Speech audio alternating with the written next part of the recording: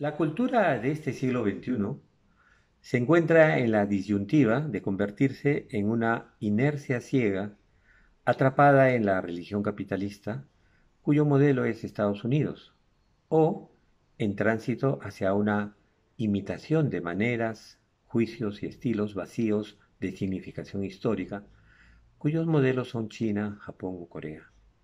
Sin duda, el desmantelamiento de las universidades en el mundo a favor de una instrucción masiva de la mano de obra del mercado y la conversión de la actividad artística y creadora en un espectáculo transformado en producción de objetos para exposiciones o museos son factores importantes de la vigente crisis de la humanidad. El secreto de esta mutación no radica en la economía ni en la política, sino en la relación con el pasado. Esto inevitablemente cambia el eje estratégico de su superación, lo reorienta hacia las regiones periféricas cuya marginación precisamente impuso el dominio colonial. La modernidad ha significado postergar la evolución histórica de la diversidad cultural a pesar de que posee un gran potencial revolucionario para la humanidad.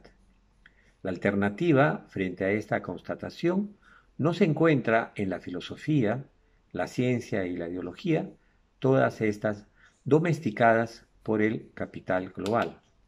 La única acción consciente y crítica potencialmente capaz de revertir el modo de vida hegemónico y vigente es la práctica artística y literaria disidente, inmune al virus del dinero y la ganancia, enemiga del egoísmo soberbio y autoritario, contraria al monólogo y a la anuencia, la obra del arte propaga la memoria del tiempo hacia un horizonte distinto, desinteresado, solidario y dialogante. Constituye un retorno paradójico al pasado, que es a la vez la revuelta del mañana, la incorporación de la imaginación técnica como respuesta inmunológica interior. Esta praxis posibilita recuperar la imaginación cooperativa, la fraternidad sin distinción alguna, la confianza en un camino articulado con toda forma de vida en el mundo y con la libertad de soñar lo inmensurable. La situación de la obra y el artista en la Grecia clásica era muy diferente a la actual. Los griegos no diferenciaban entre la actividad productiva y el producto, pues la poiesis o destreza creativa residía en la obra y no en el artista que la producía. Hay que recordar que para ellos la belleza radica en una cualidad del objeto. La mímesis, imitación, que tiene como materia la palabra, no tenía nombre propio porque el ser humano nace sin obra y por lo tanto esa creación constituye una actividad sin nombre ni producto. El lugar propio de la energía, ser en la obra, reside en el resultado producto, pero los cantos poéticos, como la danza o el mimo, eran artes autosae, es decir, habilidades prácticas que no producían cosas u obras.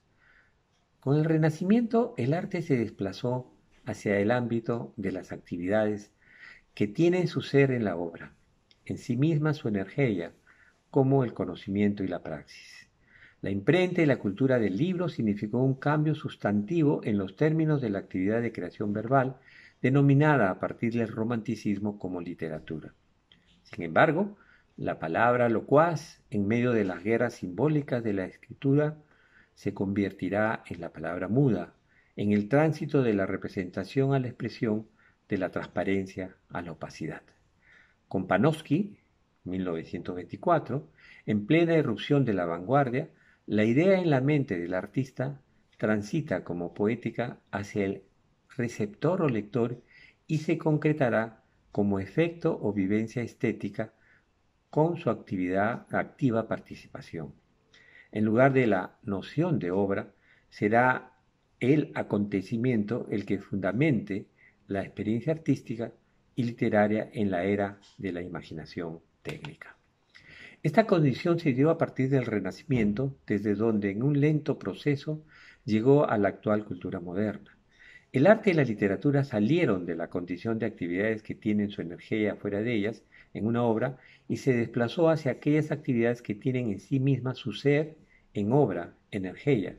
El artista, a partir de ese punto, reivindica el dominio y la titularidad de su actividad creativa bajo el individualismo inherente a la modernidad del sistema capitalista.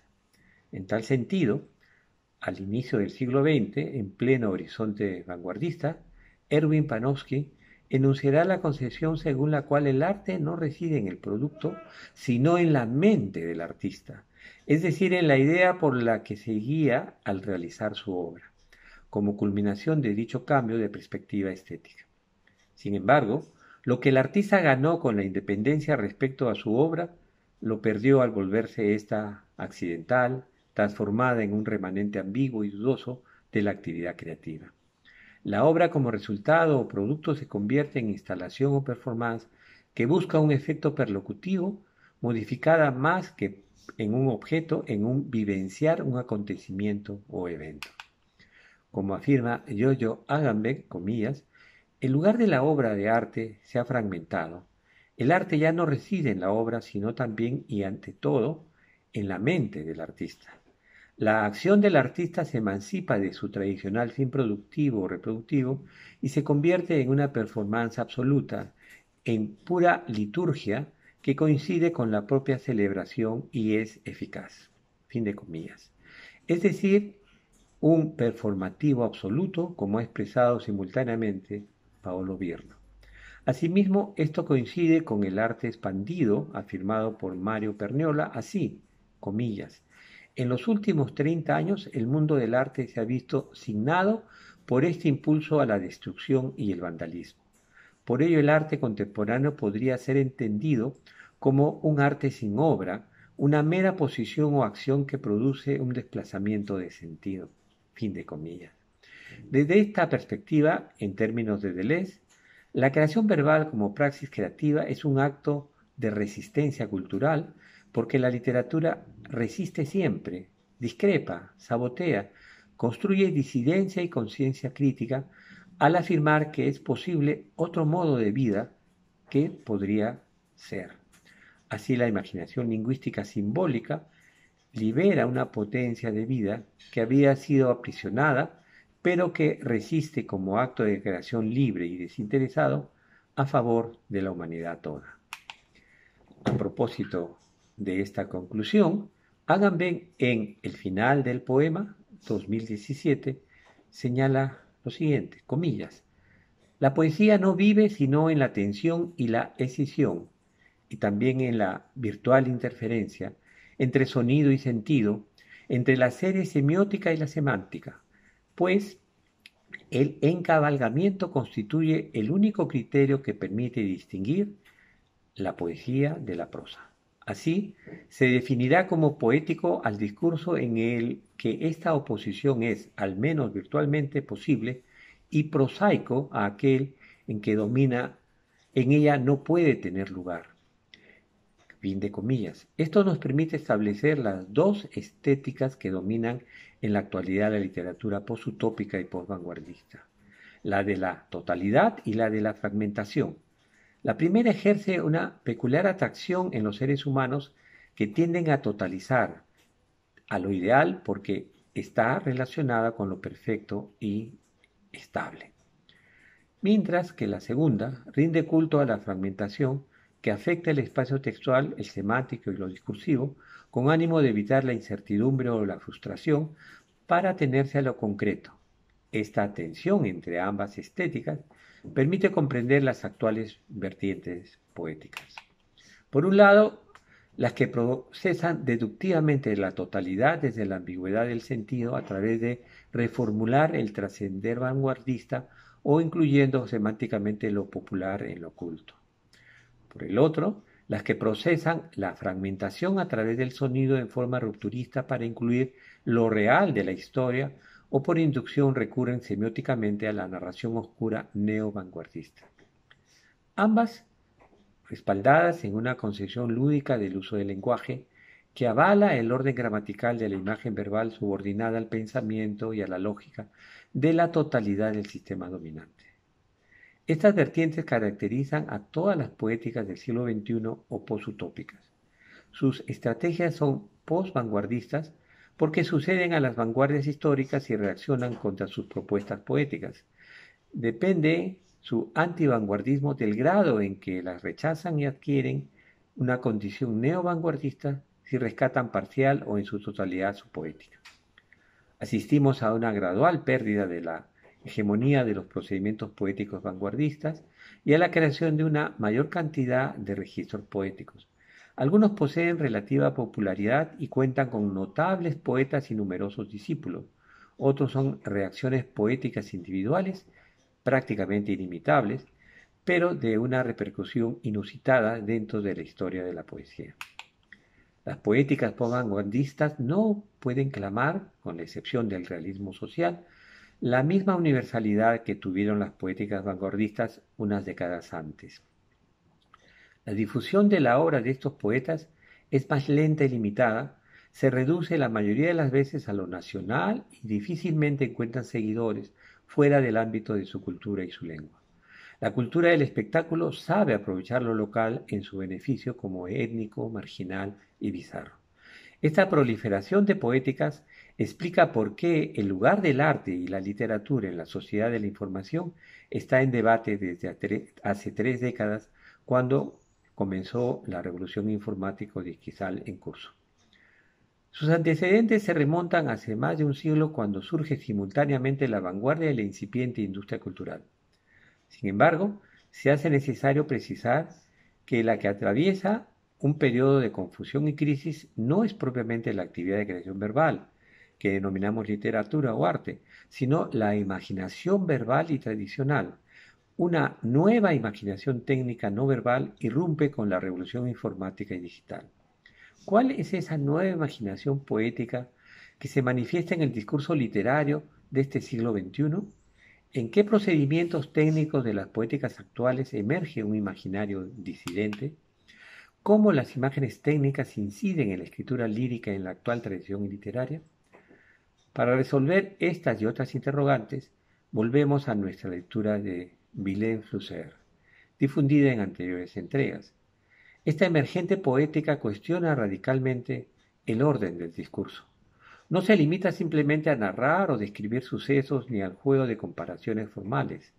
Rechaza los contenidos de una imagen verbal previsible, consecuencia de la inducción desde lo concreto hacia una abstracción que, como totalidad imaginada, adquiere existencia natural al servicio del sistema de representación lógico y racional. Recordemos que para Willem Flusser, las imágenes que provienen de los aparatos técnicos implican la capacidad de concretizar lo abstracto y como tales son una cognición nueva. Con sus propias palabras, comillas, sugiero que el término imaginar significa la capacidad de concretizar lo abstracto y que sólo con la invención de aparatos productores de tecnoimágenes adquirimos tal capacidad. Estamos viviendo en un mundo imaginario, en el mundo de las fotografías, de los filmes, del video, de los hologramas, un mundo completamente inimaginable para las generaciones precedentes. Esta imaginación al cubo o al cuadrado nos posibilita mirar el universo puntual desde una distancia superficial para poder volverlo concreto. Es la emergencia de un nivel de conciencia nuevo. Constituye un elogio a la superficialidad. Esta conciencia nueva, esta imaginación innovadora, implica una curiosa desconfianza del nivel ontológico profundo y un curioso desprecio por él. Fin de comillas. La imagen verbal tradicional procesa la fragmentación desde los hechos narrados semióticos indeterminados que pretenden inducir a una totalidad abstracta, que a su vez sirve de punto global de partida para concretar una totalidad ambigua de sentido. Mientras que la imaginación técnica no verbal, al concretizar lo abstracto, establece por abducción una totalidad con nuevas reglas y orden diferente a la lógica y la razón del lenguaje. De modo que la imaginación consigue, en su efecto, constituirse en un performativo absoluto al realizar aquello que podría hacer sin restricción ni impedimentos. En otros términos, Por un lado, el discurso poético que recurre a lo narrativo como resultado, gracias a la inducción, se convierte en caso de una regla. Por el otro, la indeterminación del género conversacional como deducción enumerativa indeterminada adquiere condición de regla de un caso establecido como resultado. La imaginación técnica no verbal, al concretizar lo abstracto, evidencia que por aducción ha imaginariamente establecido desde un resultado directamente la totalidad de una regla que posibilita otros casos diversos. Es decir, en la era de la imaginación técnica, la literatura y el arte recuperan su condición ritual de resistencia simbólica en su naturaleza de acontecimiento o disidencia como experiencia de una nueva significancia que incursiona en los límites o las fronteras del pensamiento con la potencia de un conocimiento que articula lo inteligible y lo sensible, lo particular y lo universal, lo singular y lo común.